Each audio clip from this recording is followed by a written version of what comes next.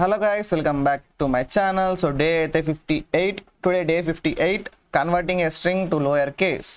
So నేను మనం 2 upper case అని వాడినాం, ఈరోజు 2 లోయర్ కేస్ అని వాడతాం. Simple day 58.java.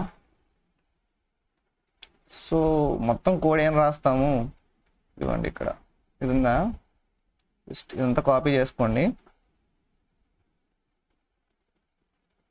ఇప్పుడే చెప్తున్నాను గైస్, కాపీ పేస్ట్ అనేది ఎప్పుడు తప్పు కాదు, ఎందుకంటే మనకు లాజిక్ తెలిసినప్పుడు.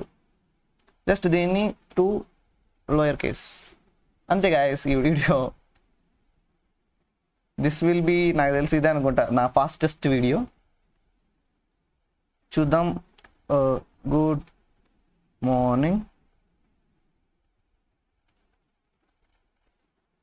Hello world. సో ఈ వీడియో అయితే అయిపోయింది, బట్ యా నేను ఒకటి చెప్పాలనుకుంటున్నాను. సో నేను ముందు లాస్ట్ 2-3 వీడియోస్ నుంచి కూడా అడుగుతున్నాను. సో మీరు ఎలా ఫీల్ అవుతున్నారో ఖచ్చితంగా కింద కామెంట్ చేయండి. లైక్ మీ నేమ్, మీరు ఎలా ఫీల్ అవుతున్నారు. ఈ 100 వీడియో తర్వాత ఇంకో 50 ప్రాబ్లమ్స్ చేద్దాం అడిషనల్గా, ఇలా simple problems.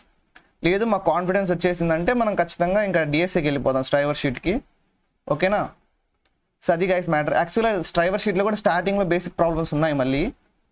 So yeah, so మీరు దాన్ని బట్టి మీరు కూడా సెర్చ్ చేయండి, స్ట్రైవర్ షీట్ అంటే ఏంటి, బాగుంటుందా బాగోదా అని. చూశాను నేను యూట్యూబ్లో కూడా చూశాను.